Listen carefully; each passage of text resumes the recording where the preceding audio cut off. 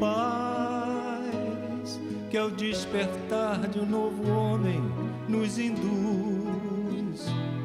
Te conclama, irmão, de última hora, a ingressar nesta seara de luz. Te conclama, irmão, de última hora, é agora, a ser mais um dos trabalhadores de Jesus.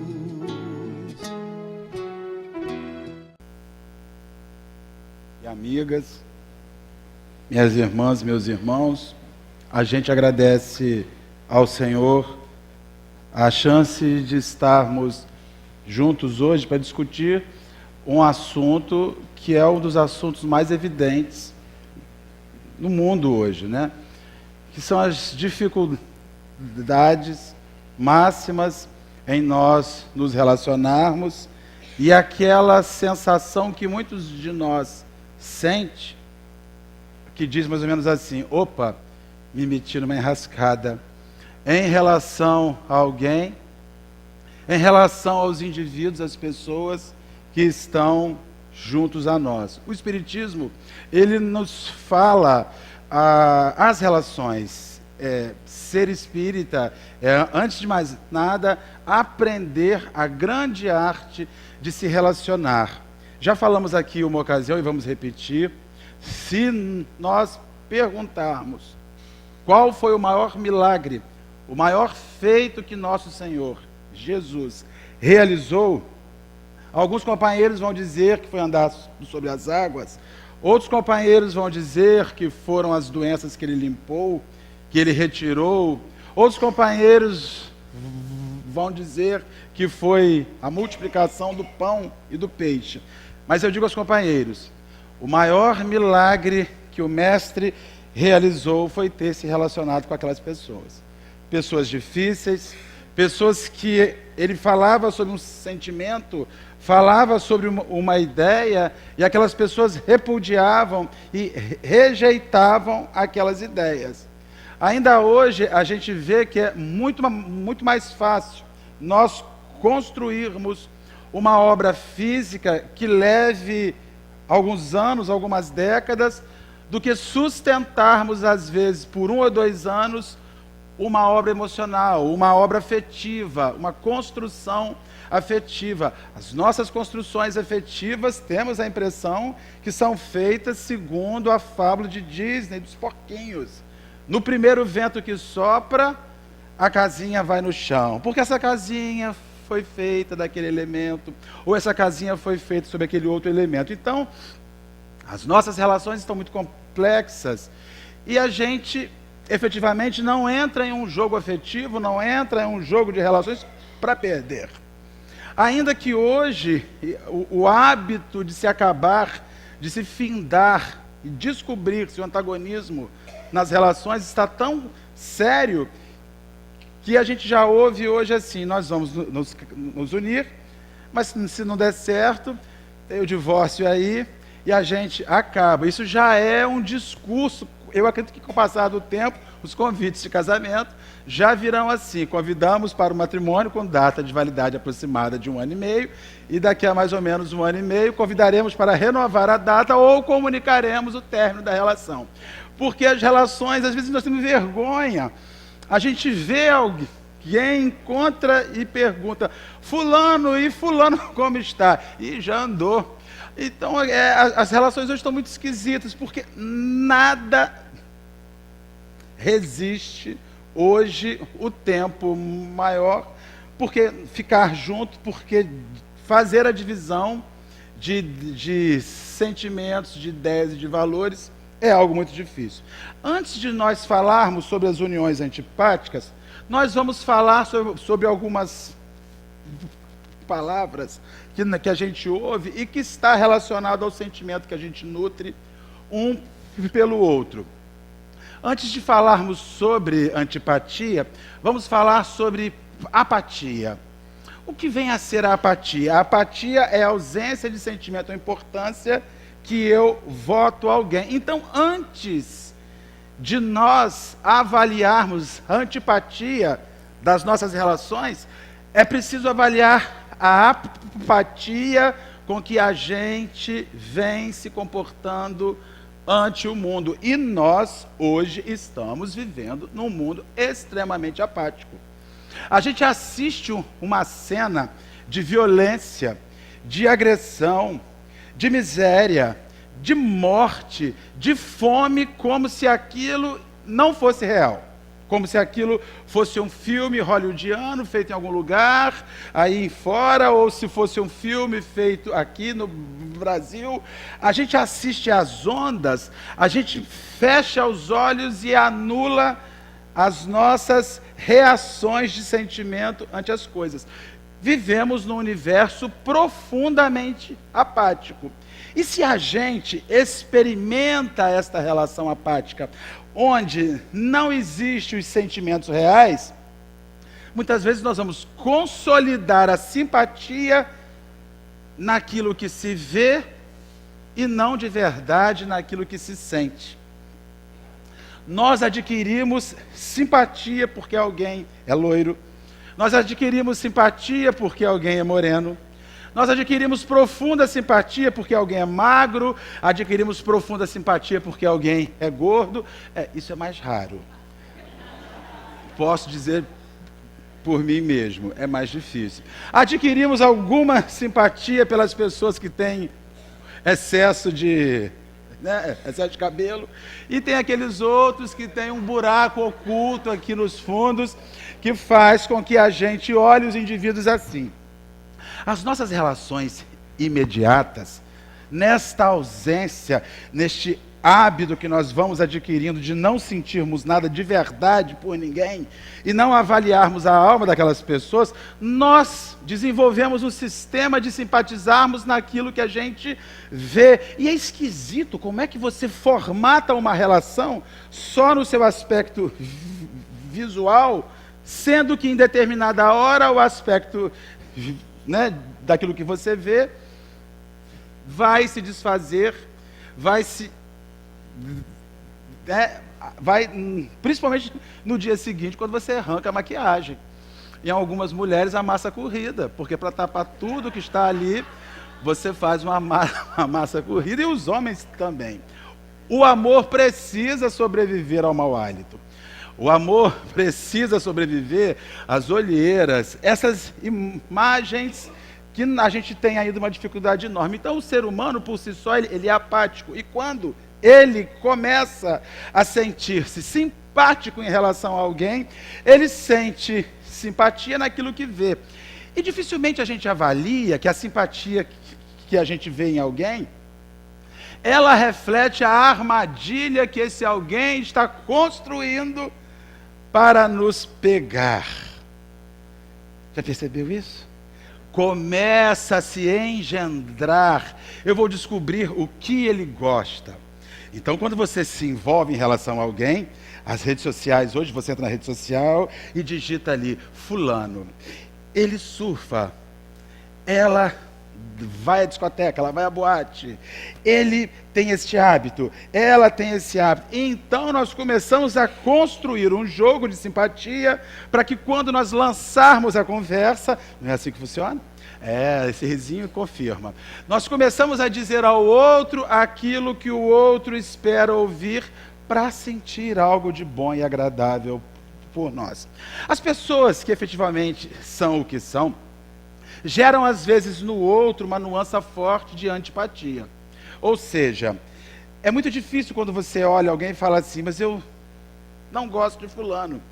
Porque às vezes eu olho aquela aparência, e aquela aparência não me estimula nada, não me excita, não me desperta os interesses mais íntimos. Então eu não estou disposto a saber de verdade sobre aquele indivíduo, quem é aquele indivíduo, como vive aquele indivíduo, que hábitos tem este indivíduo. Então, este ser humano apático, que somos nós, não aprendeu a avaliar o que é de verdade simpático e antipático.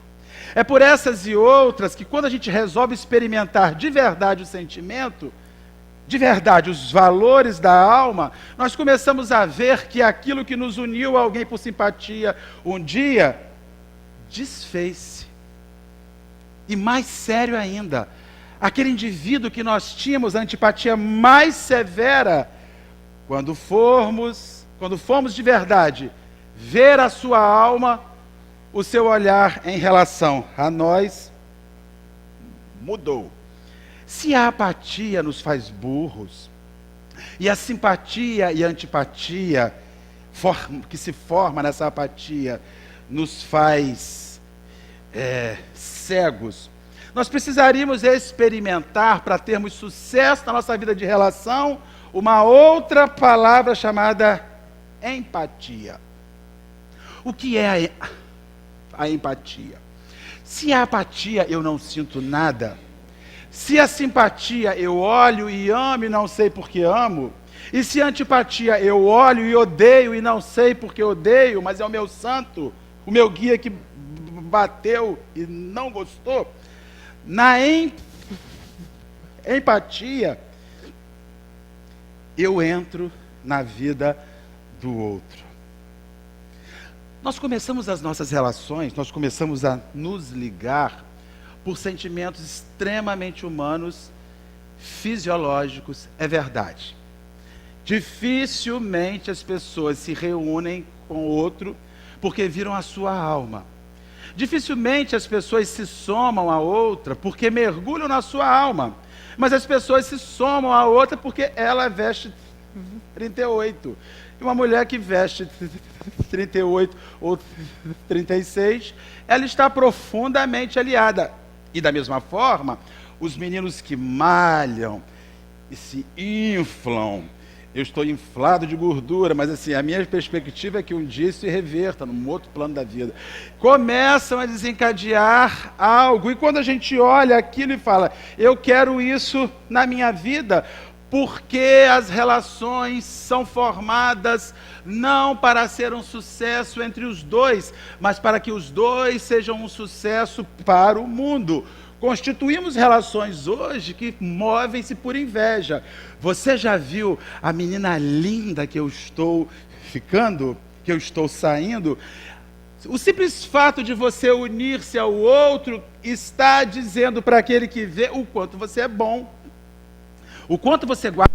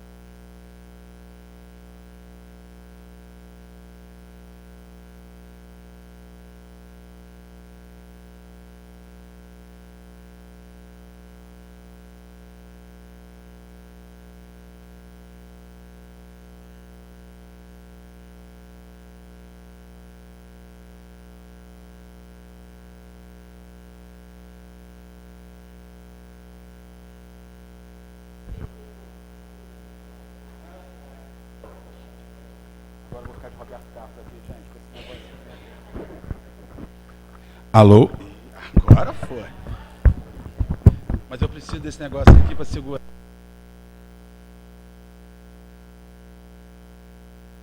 João, foi aí, João? A imagem? Tem? Mais para baixo? Eu não sei usar esse negócio não aqui. Mas assim você vai arrebentar o negócio. Mas ele pode, que ele é o presidente da casa, ele pode destruir com tudo. A gente tem que pedir licença para acabar com as coisas dos outros, né, gente?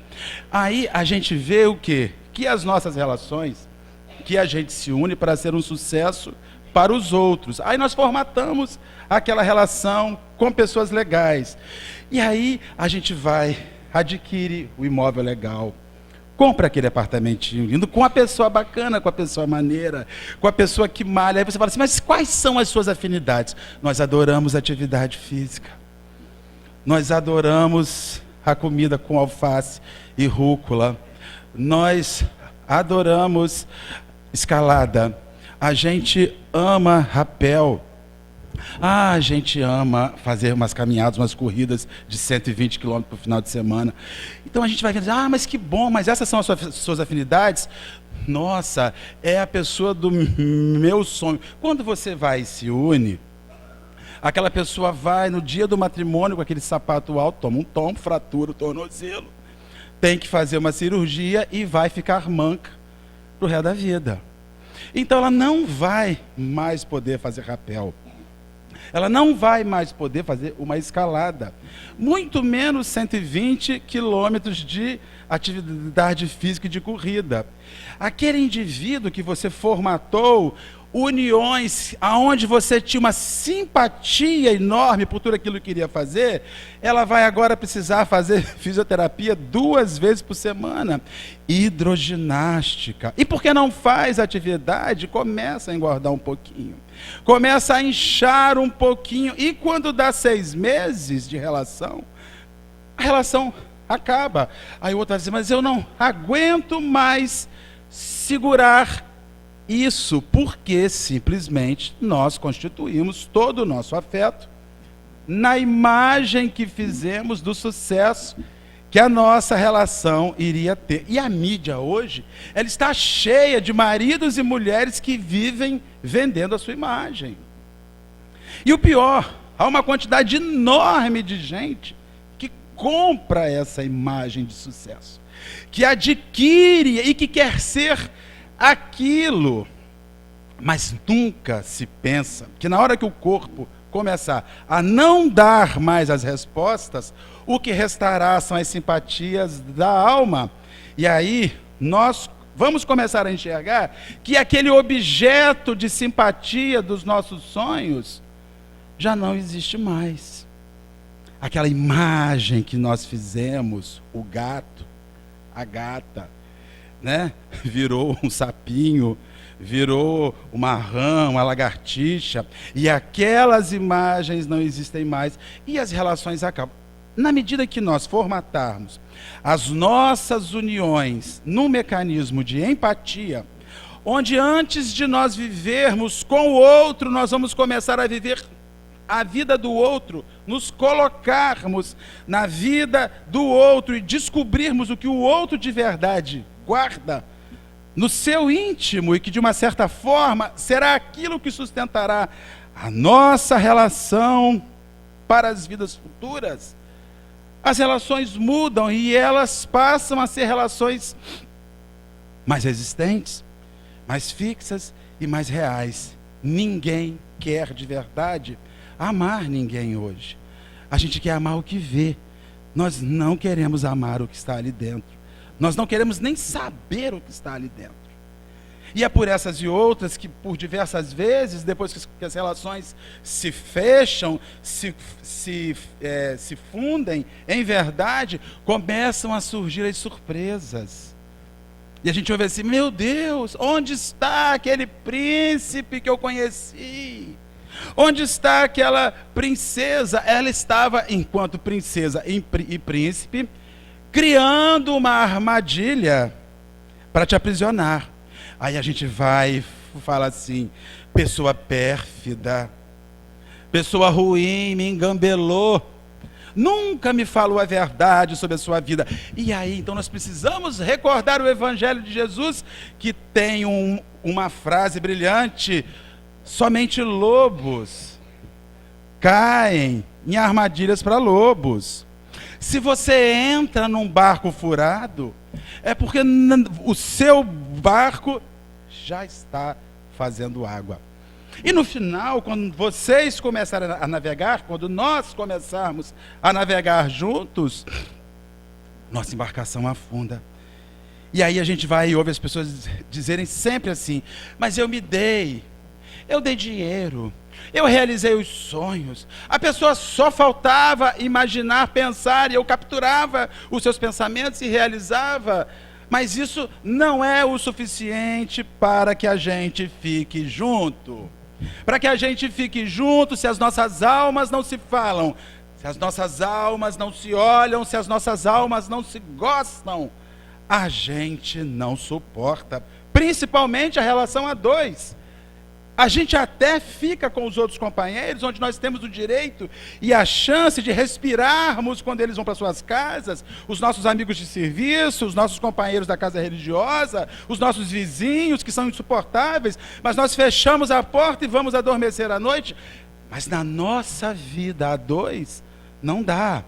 Se as nossas almas não formarem um link onde a gente sinta prazer em compartilhar por empatia, se eu não conseguir fechar os meus olhos diante da pessoa que está na minha vida e disser, como eu ficaria com esse indivíduo se ele não tivesse uma perna? O meu amor seria o mesmo? O meu amor seria o mesmo se ele perdesse uma perna? Como eu ficaria com esse indivíduo se ele perdesse os olhos? E eu precisasse guiá-lo pelo resto da sua vida? Como eu ficaria com esse indivíduo se o seu organismo, se o seu sexo não funcionasse mais e saciasse o meu corpo? Ainda assim eu ficaria, porque se você sustenta o seu link afetivo na excelente relação sexual que você tem, prepare-se, uma hora as coisas se revertem e sobrará o amor, que é extremamente diferente do sexo. Estamos vendo relações afetivas acabarem porque o sexo ficou ruim. E se o sexo fica ruim, uma relação acaba, é porque naquela relação só tinha sexo. Não tinha amor. Então nós temos que estar sempre fazendo aquele exercício, fechando os nossos olhos e perguntando, se o outro ruir, se o outro cair, se o corpo se despedaçar, se o recurso financeiro acabar, se as coisas não funcionarem mais, ainda assim o que eu sinto por aquela alma sustentará a nossa relação. Eu saberei, em nome do amor, rever a minha vida, reorganizar a minha vida e rever a minha relação com aquele indivíduo ou com aquela senhora com quem eu fiz juras um dia.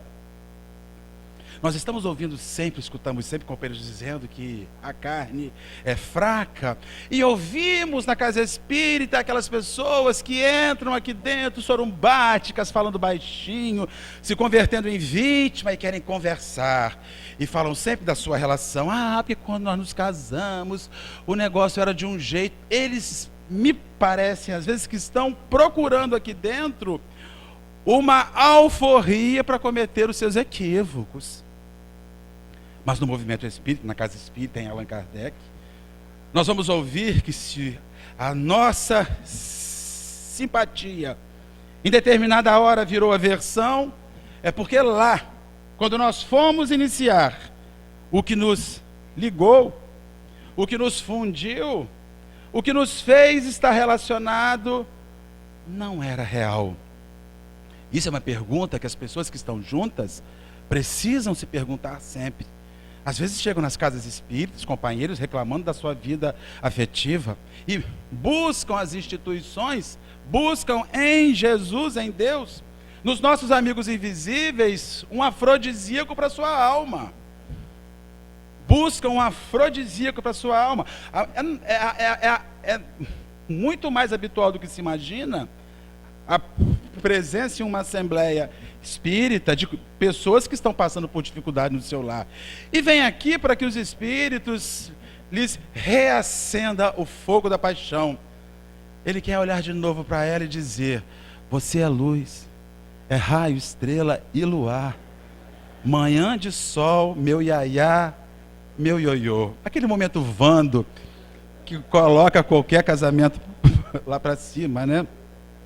Aí a pessoa chega aqui, ela quer que o espírito faça alguma coisa, mas o indivíduo chega aqui, ele precisa ouvir que ainda que ele tenha feito uma ligação simpática, formada em aparência, ele hoje sabe que é possível mergulhar naquela alma e descobrir o borogodó da alma. Porque tem almas com um borogodó louco. São aquelas pessoas que nós olhamos aí na rua e fala assim, que pessoa feia, aparentemente feia, sem recursos, sem nada, bem casada, 50 anos, 40 anos. Aí as pessoas vão falar assim, eu preciso descobrir quem é a mãe de santo que essa dona foi, para conseguir arrumar um casamento que leve tanto tempo. Não é uma mãe de santo, não é macumba que ela fez. É que aquele indivíduo, ao se unir, ou aquela senhora, ao se unir a ele, buscou sua alma, não buscou sua aparência. E a gente vê que os links se formam, os mendigos que vivem às ruas, não tomam banho, não fazem higiene, não têm um lugar onde morar, e constituem famílias na rua, se beijam, se abraçam, se tocam. Aí a gente olha com asco e fala, que nojo, que imundície, que sujeira. Aquilo ali é o amor, porque o amor de verdade abstrai a situação e sustenta a relação. Se nós só conseguimos amar os nossos quando eles estão cheirosos e perfumados, a gente ama a aparência, a gente ama aquilo que de uma certa sorte aguça os nossos olfatos, aguça os nossos olhos, e isso os animais fazem no seu cio.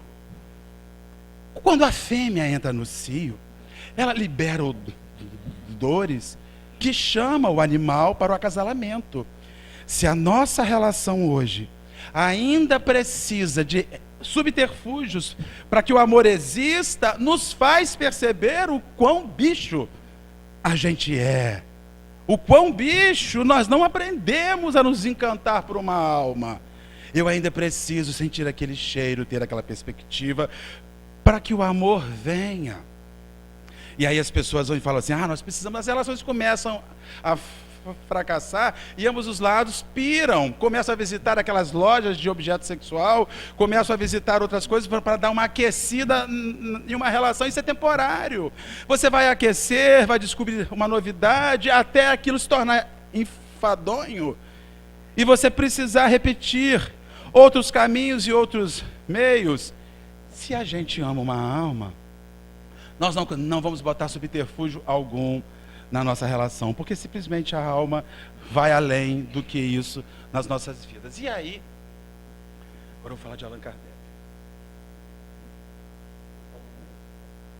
Não tem regra do jogo hoje, hein, gente? Allan Kardec vai e fala assim, uma vez que os espíritos simpáticos são induzidos a unir-se,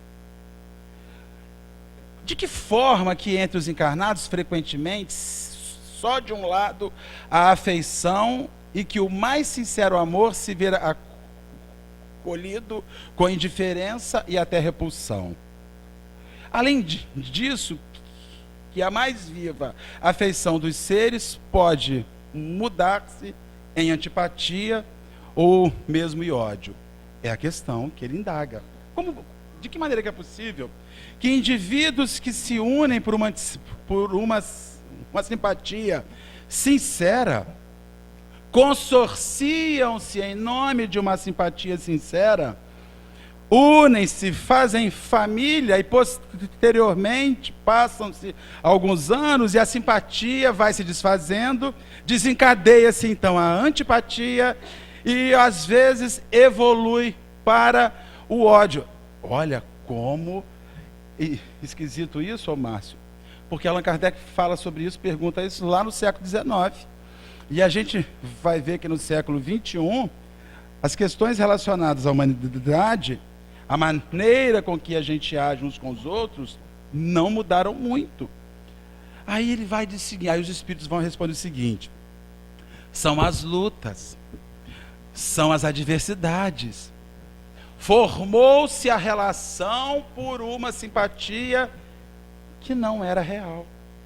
Formou-se as relações por algo que julgava-se muito mais receber bônus materiais naquela relação do que efetivamente os lucros afetivos na maneira que nós constituímos um lar. Eu preciso indagar aos companheiros que estão aqui, que têm os seus lares, têm as suas famílias, que são espíritas, porque vem instituição espírita, que constituíram os seus lares. Vocês conseguem olhar para dentro do seu lar e descobrir que aquilo ali é uma nave, onde há uma soma de viajantes rumo ao sucesso espiritual?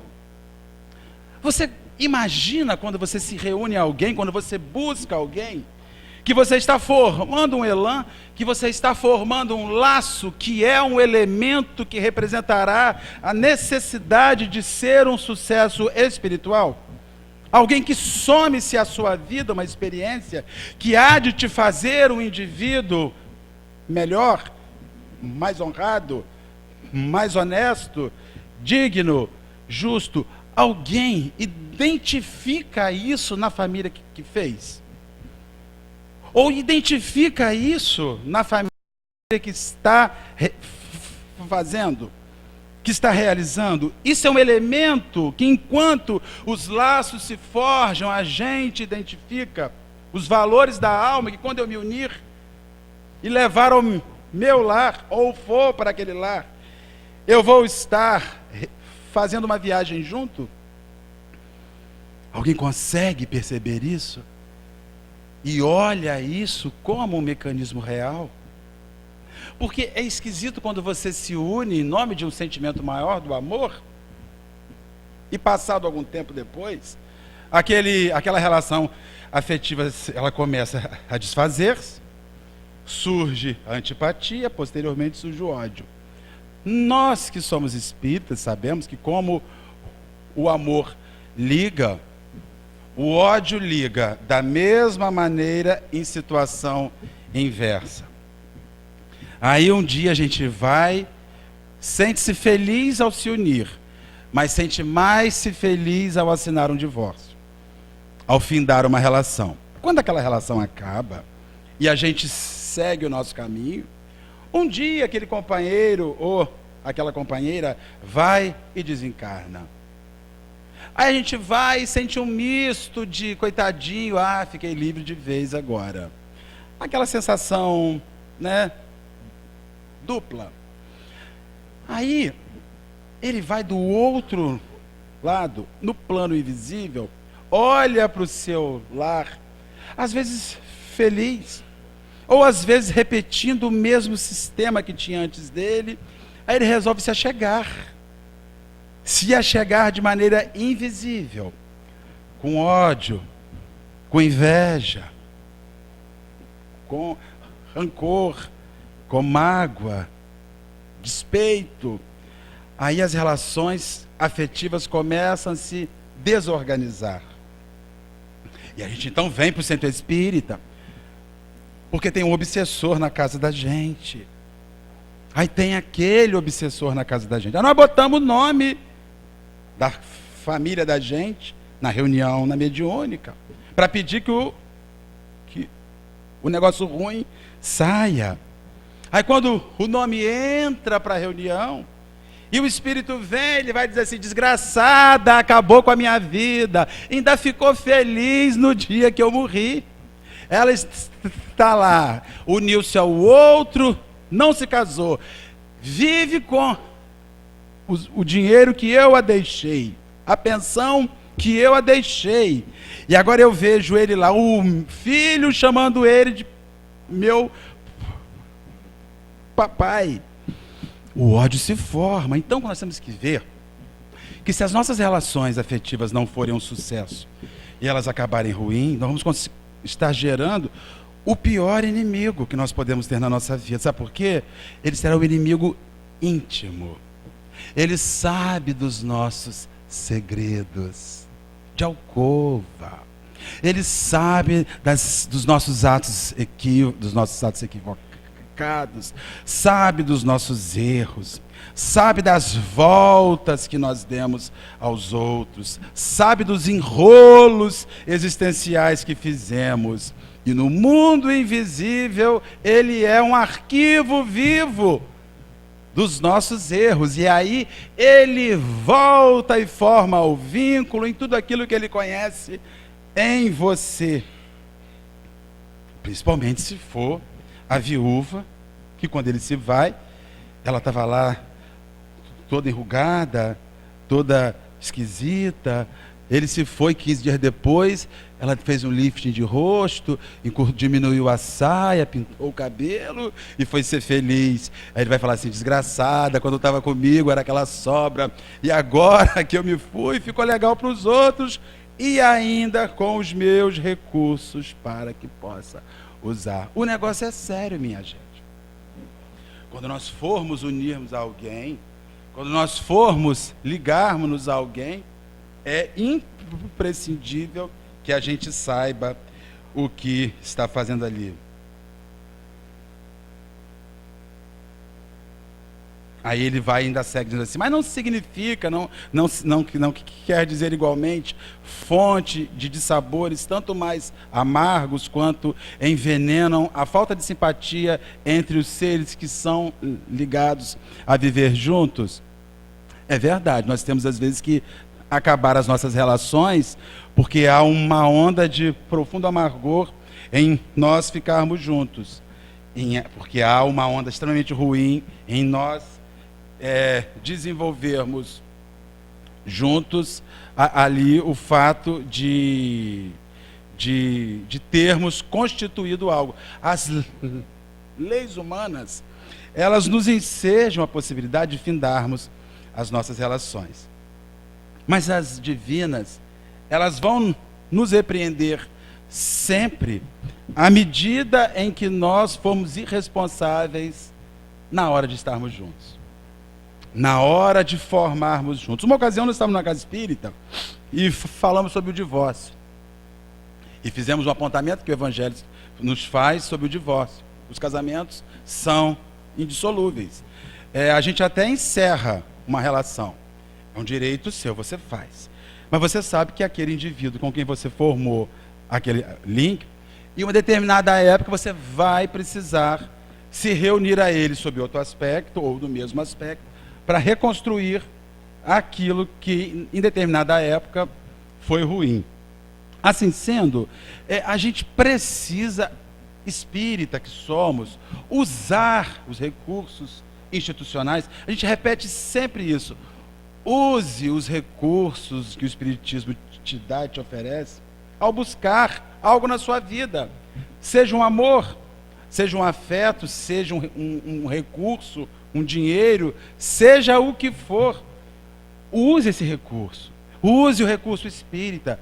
Entre na vida do outro, faça uma relação de empatia, veja como o outro se comporta ante a vida, sinta o que o outro sente, pense um pouco, usando a mente do companheiro, a fim de que isso possa fazer um sentido existencial. Enquanto nós ficarmos ligados, somando as aparências, enquanto nós ficarmos ligados, gerando uma simpatia visual, o mundo das nossas relações fica algo muito difícil.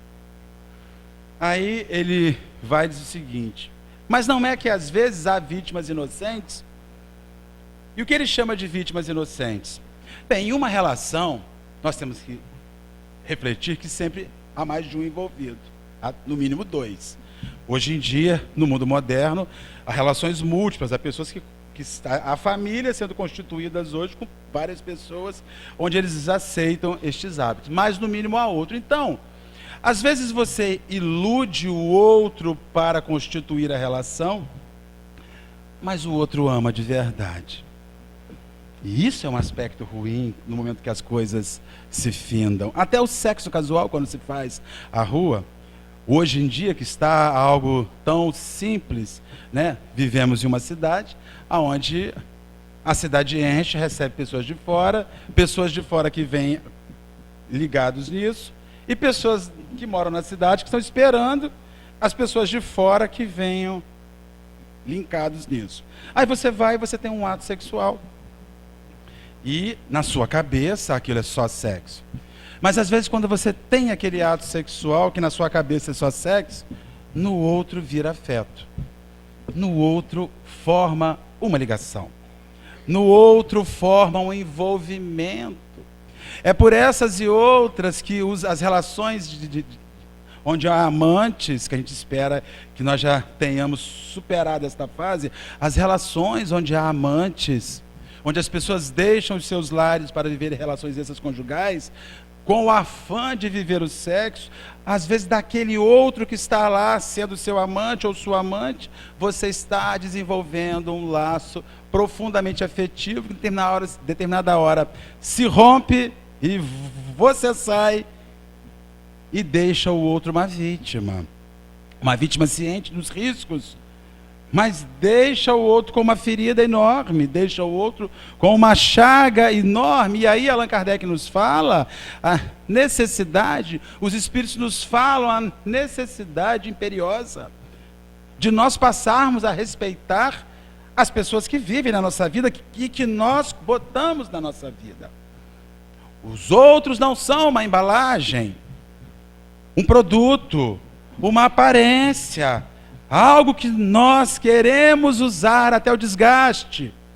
E assim que as coisas ficarem velhas, que o biscoito ficar ruído e que nós amassarmos, procurarmos uma embalagem nova, a fim de podermos usufruir, esquecendo que aquilo que nós enxergamos como um negócio, uma aparência, uma imagem, guarda em si sentimentos reais. Nós, de alguma sorte, podemos estar adquirindo o pior dos nossos inimigos por não respeitarmos a alma alheia. E tem aqueles aonde que se iludem. Eu vou te falar, você está ciente que é só isso, não há afeição. Balela, gente. E alguém tem força sobre isso? E alguém exerce força sobre isso? Você tem ciência que nós vamos só ficar um dia, né? E aí então a pessoa fica e começa a descobrir coisas naquela alma. E as relações ganham um vulto muito maior. Meus irmãos, é preciso que se registre algo no nosso psiquismo. Os nossos maiores e piores inimigos algum dia nos amaram perdidamente. Porque são aquelas pessoas que se sentem vendidas, iludidas, utilizadas, ser viciadas e abusadas, porque enquanto a embalagem era agradável, sustentavam-se as relações. Nós estamos no século 21. A perspectiva precisa mudar. E mais ainda, nós somos espíritas. Sabemos que as nossas relações não podem ser como as demais. Que nós precisamos saber, quando vamos nos unir a alguém, que foi constituído um organograma espiritual, uma programação para que nós tivéssemos o direito de constituir algo e chegar ao sucesso da nossa existência. Mas se a gente, ainda que leia o livro dos Espíritos, que venha à casa espírita, que ouça a mensagem espírita, vive como todas as pessoas vivem, é sinal que isso ainda não fez um sentido real nas nossas vidas. E nós vamos continuar achando que a gente se ama, para uma determinada hora, o ódio se insurgir, a indiferença se insurgir. Nós estamos vendo um conjunto de companheiros espíritas findando as suas relações. É um direito inalienável. Direito inalienável. Mas se aquele indivíduo não aprendeu a constituir, na sua relação afetiva, um sentimento real, de alma para alma, se ele ainda vive sobre o nicho da aparência, essa aparência se desfará uma hora. E é imprescindível que para que as relações de profundo antagonismo, fúria e indiferença se encerrem, que nós passemos a ser mais responsáveis na hora de as principiarmos, na hora de as iniciarmos. E assim, nós vamos descobrir que se nós não identificarmos o conteúdo daquela embalagem como um conteúdo que guarda em si a capacidade de ser um elemento que vai ajudar a gente a evoluir neste mundo, largue a embalagem. Busque outra. Busque outra. Até que você acha, você encontra. E aí eu acredito em verdade que as coisas vão estar um pouco mais resolvidas e as relações vão estar um pouco mais felizes. Algumas pessoas vão e falam assim: o meu casamento está em dificuldades, em crise. Aí o outro vai dizer assim: ah, mas isso é normal nas relações. Não é não. Mas não é normal mesmo.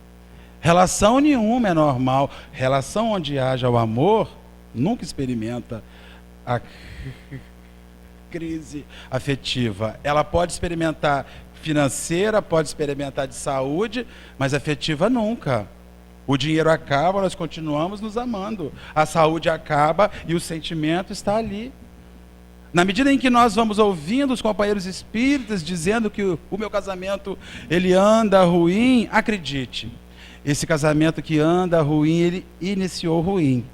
Iniciou mal formado, iniciou numa ilusão. E então é a hora, já que o barco saiu, vamos ver se não dá para descobrir algo que efetivamente, vem para cá aniversariante do dia, algo que efetivamente sirva para renovar a nossa vida, renovar os nossos dias.